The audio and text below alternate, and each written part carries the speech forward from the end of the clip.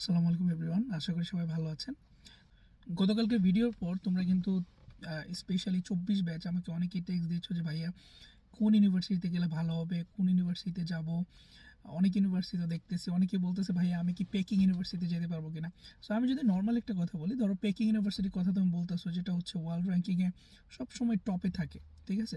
So basically চায়নার ইউনিভার্সিটিগুলো সবগুলোর মান যে এক সেটা বলবো না, বাট সবগুলো ইউনিভার্সিটি ওয়ার্ল্ড ওয়াইড খুবই ভালো, খুবই ফেমাস, ওয়ার্ল্ড র্যাঙ্কিংয়ে আছে। তো একটা বিষয় তুমি চিন্তা করো, তুমি বাংলাদেশে কি নর্মাল কোনো কলেজ থেকেও কি 1,000 টাকারও কোনো স্কলারশিপ পাবা? সেটা কিন্তু পাবা না। বাট কেন চাইনিজ ইউনিভার্সিটিগুলো তোমাকে বেসিক্যালি এত টিউশন ফিস, তোমার অ্যাকোমোডেশন ফিস, ঠিক আছে, অনেক ইউনিভার্সিটি স্টাইপেন্ড সহ কেন তোমাকে এই স্কলারশিপগুলো দিচ্ছে? সো এটার মেইন রিজন হচ্ছে গেলে তোমার সাবজেক্ট, তোমার রেজাল্ট, তোমার একাডেমিক ব্যাকগ্রাউন্ড, এগুলো দেখার পর কিন্তু তারা স্কলারশিপগুলো প্রোভাইড করতেছে। তো এতে করে কিন্তু তাদের লাভ কি আছে না আছে এটা অনেকেই বলতেছো। সো তাদের লাভ লোকসান নিয়ে তোমার টেনশন করা লাগবে না।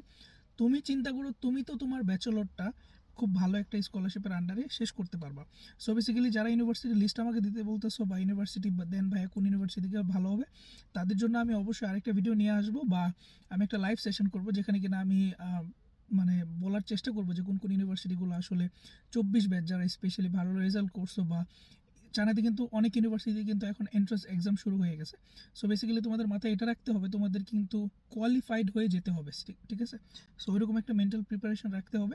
অবশ্যই আমি একটা লাইভ সেশন নিয়ে আসবো, সেখানে আমি পুরো বিষয়টা নিয়ে কথা বলার চেষ্টা করবো, অ্যাকচুয়ালি ওয়ার্ল্ড র্যাঙ্কিং বা এই বিষয়গুলো কীভাবে করে। তো আজকের মতো এই পর্যন্তই, দেখা হচ্ছে নতুন কোনো ভিডিওতে। সবাই ভালো থাকবে।